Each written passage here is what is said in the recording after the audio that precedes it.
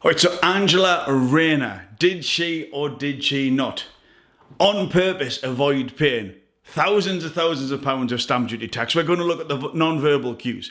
We're going to look at the three things that I want you to focus on here that you will see yourself in and maybe other people, to let them know if you or others are being deceitful. And it involves, all right, searching in a certain direction where you search for, are you being authentic and transparent or not, or are you making it up? A second searchable example that actually contradicts the first one, and that's really where we start getting the data from. And then also, what we've got is a lack of congruence with what she says versus what her body does. Oh, this is going to be a banger, people. The rules, and always have done and always felt proud to do that. So it's great to be back, Believe in Bruce. I have been off YouTube for way too long.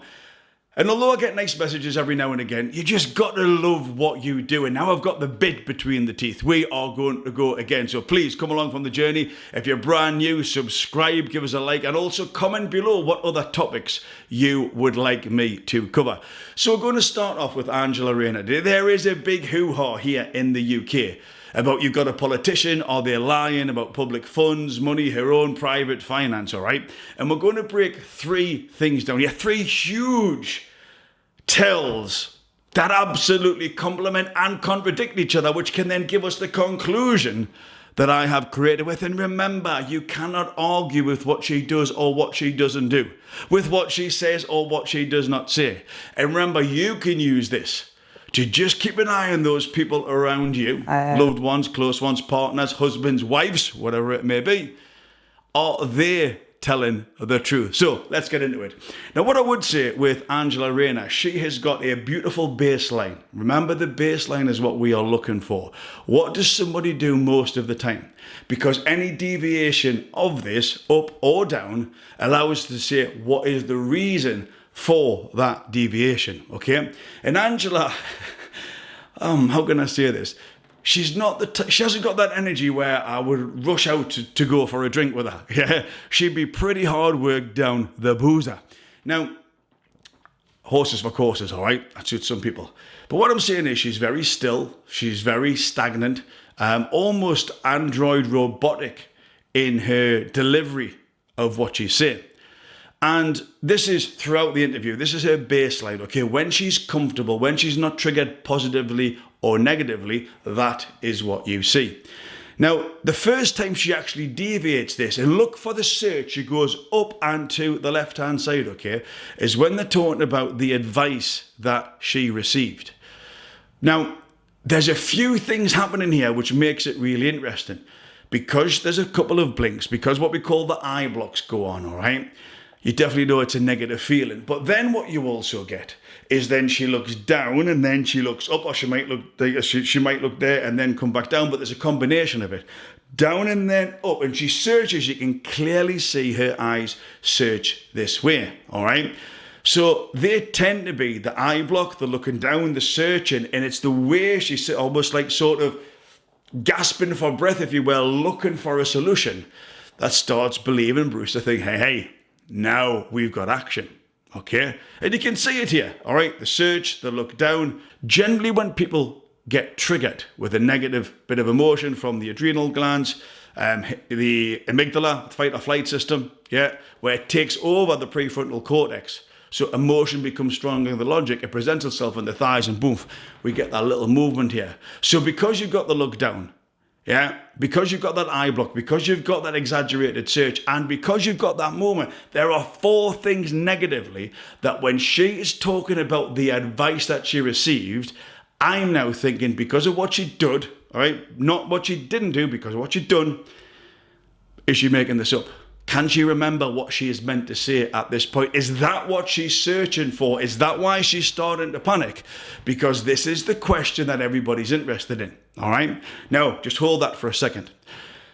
A minute later, we actually get some beautifully positioned complementary evidence here of actually something that she would do if she was being genuine, and that's when they're talking about her son, all right? Her son with the lifelong illness or injury or whatever that may be. And if you look when she searches, see, yeah, boom, her eyes go to the right, not up here to the left.